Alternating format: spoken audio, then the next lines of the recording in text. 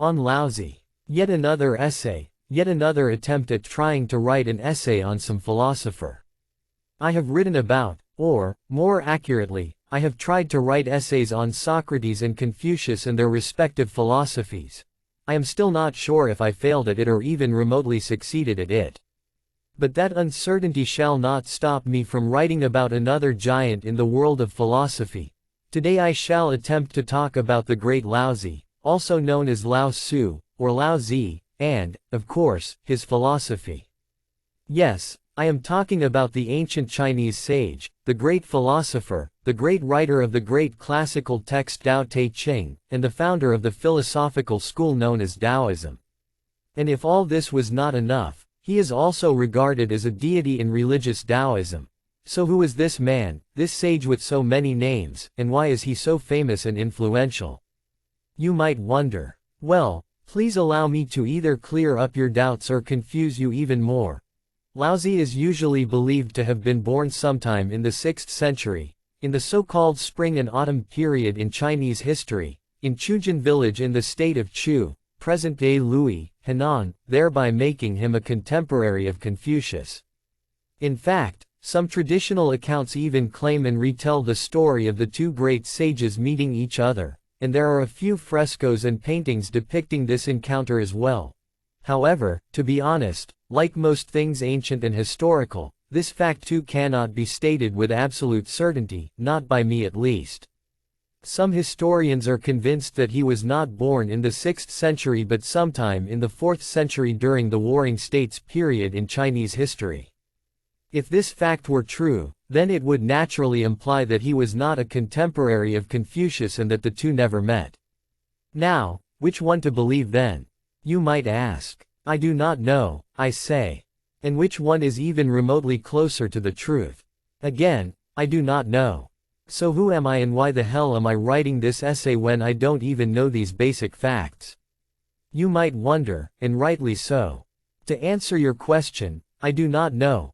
All I know is that serious historians who have dedicated their entire lives to this subject have failed to arrive at a consensus, so who am I to arrive at one and preach it to you falsely? After all, we are all aware of the dangers of false knowledge. It is better to have no knowledge than have false knowledge. False knowledge will ruin you. Alright, then. Now that I have defended myself for my past and future ignorance, let us continue.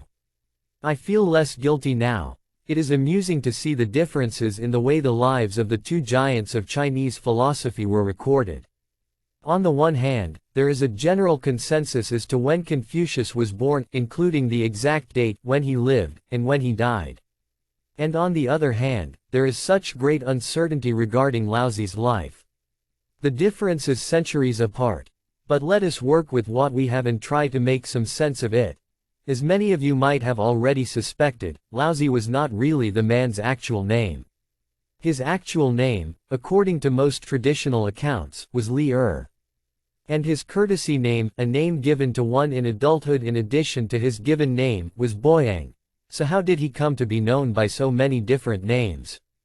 Well, one of his names, Lao Tzu, is actually a Chinese honorific title that means old master or old venerable. This title was romanized in the 19th century to Lao Ze, which later gave birth to variants such as Lao Tzu, Lao Zi, and, of course, Laozi. Traditional accounts state that Laozi was a scholar who worked at the royal court of Zhou, the longest-lasting dynasty in the history of China, as the keeper of the archives. It was here, it is said, that he read a lot of the classics of the time, including the works of Huangdi, the famous Yellow Emperor who is a deity in Chinese religions. These texts would later influence his philosophy. But, again, there are several other accounts that contradict this particular account.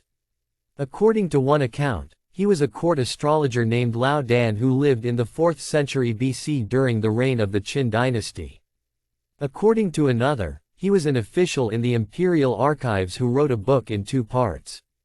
And according to a third account, he wrote a book in 15 parts and was named Lao Lazy. Needless to say, none of the above-mentioned accounts can be deemed to be entirely true, simply due to a lack of concrete evidence. Laozi was never known to have opened any formal school as such to impart his teachings. But, nevertheless, he managed to attract several disciples and students who revered him and his teachings.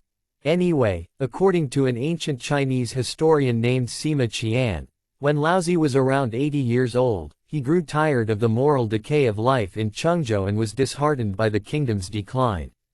This eventually prompted him to leave China for the West, that too, the legend says, on the back of a water buffalo, to live the life of a hermit in the unsettled frontier. There at the western gate of the kingdom, so the story goes, Laozi, who was pretending to be a farmer, was stopped by a guard named Yingxi, who recognized the sage. Yingxi expressed his deep desire to find the Tao and asked Laozi to accept him as his disciple and teach him. Laozi agreed. But the guard did not stop there. He also requested the old master, for the good of the country and its people, to record his teachings and wisdom in texts before he left the country for the West. Again, Laozi agreed and wrote what is now one of the most famous philosophical texts in history, Tao Te Ching. Some say that Yingxi was so impressed by the text that he instantly decided to dedicate his life to being a disciple of the old master and left the country with Laozi, never to be seen again. Now, I admit, there is probably some fiction involved in this story. Maybe a lot of it. But that should not at all be surprising considering the uncertainty surrounding Laozi's life in general. And, anyway, I am sure most of you have got the gist of it, and that is enough for now. More than enough. Some say after leaving China, Laozi traveled to India, where he taught a certain man named Siddhartha Gautama, who would one day come to be known as the Buddha. Some who were not satisfied with the simplicity of this theory, and as if it were not suspicious enough already, take it a step further by saying that Laozi was the Buddha himself, the first Buddha so to speak. This, however, is very hard to believe. Let us now take a deeper look at Taoism, the philosophy and religion, keeping aside the sage who would go on to be worshipped as a deity in religious Taoism. So what is Taoism? Taoism, or Taoism, is basically a philosophical school of thought, and religion, which emphasizes living in harmony with the Tao. The basis of this philosophical thought can be found in Tao Te Ching, written first by Laozi himself, and then subsequently by other writers contributing to it. To understand Taoism, one must necessarily understand what is Tao. Tao, or Tao, refers to the natural order of the universe whose character must be discerned and deciphered by one's intuition in order to realize the potential for individual wisdom. The Tao is believed to be the source of everything, the ultimate principle underlying reality. It refers to the one which is spontaneous, nameless, simple, natural, eternal, and indescribable. It is the natural flow of the universe, the way of the universe, the oldest version of the Tao Te Ching yet discovered dates back to the late 4th century BC and was written on bamboo slips. But much like any other school of thought, Taoism was not entirely new or original in its philosophy. Early Taoism was greatly influenced by I Ching, also known as Classic of Changes, which is one of the oldest Chinese texts and somewhat of a divination manual, written somewhere around 1150 BCE. Taoism was also influenced by the school of naturalists, also known as the school of yin-yang, a philosophy that synthesized the concepts of yin-yang and the 5 elements, from which it borrowed its cosmological notions. Then there are other writings that now form an important part of religious and philosophical Taoism, such as the Chuang Tzu, or Zhuangzi, named after its author and philosopher Zhuang Zhou. Taoism deals with the concepts of simplicity, spontaneity, detachment from desires, naturalness, etc. But its primary ethical concept refers to something known as Wu Wei. Wu can be translated as lacking or without, or there is no, and Wei can be translated as deliberate or intentional action. Together, Wu Wei roughly translates to effortless action, action without intent, or non-action, or can be expressed also as action without action. It is said that by Wu Wei one must seek to come into harmony with the Tao, the way of the universe, which itself accomplishes by non-action. According to Taoism, the universe functions harmoniously according to its own will and way. And if one attempts to exert their will in order to achieve something that is not in sync with the natural cycles of change, they may run the risk of interfering with and disrupting the harmony of the universe. And such disruption, in turn, can lead to unintended consequences. Instead, Taoism teaches that one must make sure to place one's will in harmony with the natural way of the universe, that is, be in sync with it, follow it, and adhere to its rhythm. And by doing so, one can successfully achieve their will without disrupting the harmony of the universe. Now let us look at the central value of Taoism, which can be referred to as Ziran, meaning self-organization. Ziran is generally associated with naturalness, creativity, and spontaneity. It refers to the essential character of the Tao, to the primordial state of all things in the universe. Basically, it refers to absolute naturalness, the original nature of a substance, the state one returns to after having been altered or changed. But, according to Taoism, in order to achieve such a state of naturalness, one must necessarily identify with the Tao, the way of the universe, and the only way of doing that is by ridding oneself of desires and selfishness and accepting simplicity and detachment. Being influenced by the school of naturalists, Taoist cosmology can be described as being cyclic in nature, implying that the universe is constantly in motion, perpetually changing and recreating itself. And we human beings are nothing but a microcosm of the universe or the cosmos. Therefore, Taoism says, one can gain a deeper understanding of the universe by gaining a deeper understanding of oneself. This logic stems from the theory that everything that exists in the universe is merely an aspect of a vital force called qi that is a part of any living, changing entity. Taoist philosophy also deals with the concept of the three treasures, which consists of the basic virtues of Si, Jian, and Bugan Wei Tianjia Xian. The first virtue, Si, refers to compassion, gentleness, love, benevolence, tenderness, humaneness, kindness, mercy, and all other similar meaning words. The second virtue, Jian, refers to moderation, frugality, restraint, economy, etc. It is often understood as describing the simplicity of desires and the economy of nature that does not waste anything. And the third virtue, Bugan Wei Tianjia Xian, is a phrase that literally means not dare to be first or ahead in the world, which is often taken to mean humility. Another interesting aspect of Taoist philosophy is their views on death, although it is still quite debatable and has not arrived at a common consensus. No one has exactly deciphered its understanding and perception of death, and it is doubtful anyone ever will. Over the centuries, many different descriptions and theories have sprung up, often contradicting each other. In some texts, death is described as a release or liberation from the corpse. But the process after that has never been wholly agreed upon. Some accounts reveal that the person is transformed into a sword and then into a column of smoke that rises to heaven.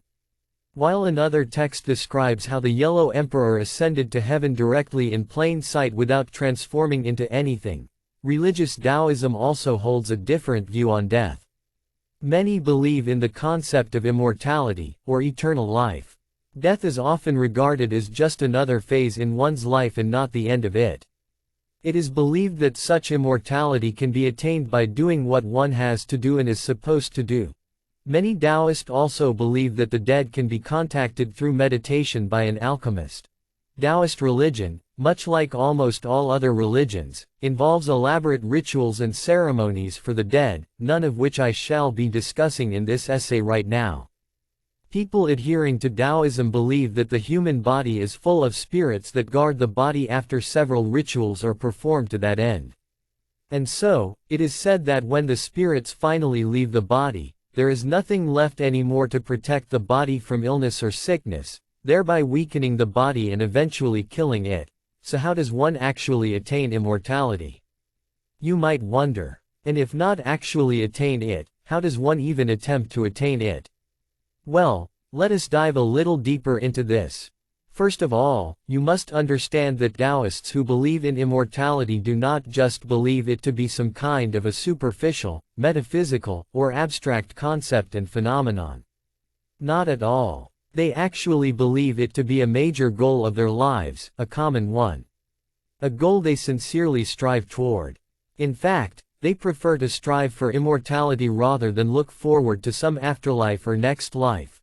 Not surprisingly, the process to achieve immortality is not easy. Needless to say, most fail at it, and the few who probably succeed at it must be quite good at hiding it, for I have never heard of anyone attaining immortality as such. But, again, what the hell do I know? One of the main reasons why it is so difficult is probably because it is a lifelong effort, involving various tasks that must be met during the course of one's lifetime. And only if they accomplish these tasks successfully can they even hope to qualify for immortality. Now, there are two categories of requirements to achieve immortality: external alchemy and internal alchemy. One could say that external alchemy, when compared to internal alchemy, is easier to accomplish. It includes yoga, physical exercises, practicing and mastering special breathing techniques and sexual practices, developing medical skills, etc. But perhaps the most interesting one is consuming complex compounds and purified metals in an attempt to produce an elixir of immortality. Aside from this, just like every other philosophy or religion preaches, one must lead an ethical, moral, and upright life. The logic for this goes something like this. In Taoism, one's energy and soul are considered to be intertwined with the vital energy, which nourishes one's soul. And practicing and mastering the external alchemy requirements can rid the body of its impurities, thereby increasing this vital energy within the body. Now, the requirements of internal alchemy are quite different, obviously. It includes a lot of meditation, complex visualization, self-control, strict dieting, and practicing certain specific sexual exercises as well. One needs to spend a good amount of time daily practicing different forms of meditation, concentrating on one's breathing. One must not just blindly practice these various forms of meditation but actually master them. Another difficult aspect of internal alchemy is the strict diet one must adhere to. The diet, it is said, is intended to kill demons and monsters existing within the body. It also includes the consumption of refined substances such as gold and jade. The diet serves to stimulate and maintain the energy within the body, but enough now with death and immortality. Perhaps my favorite aspect of Taoism, although I admit I know very little about it, is their simple take on life. As a philosophy, Taoism places more importance on life than on the afterlife. Instead of focusing on a good and perfect life after death, it focuses on living a long, healthy, and peaceful life, through the means of simplicity, frugality, and ethical practices. Such a view on life seems to me to be more comforting and hopeful than promises of a beautiful life in heaven after death. Taoism is now a widespread philosophy and religion in several Southeast Asian cultures, especially in regions such as Vietnam, Malaysia, Macau, Taiwan, Hong Kong, and even Singapore. Over the centuries, Taoist philosophy and religion and its literature have crossed borders and influenced cultures in Japan, Korea, and to some extent Brazil as well. More importantly, Taoism has become an intrinsic part of the culture and tradition of China, along with Confucianism and Buddhism, all three of which have greatly influenced each other in philosophy and rituals, the most common factor between the three being their humanist philosophy that emphasizes moral behavior and human perfection over divine rules and laws. All this being said, do you know what is the best part of it all? The best and most interesting part of it all is that there are high chances that Laozi, the great sage who became a deity, did not even exist in the first place.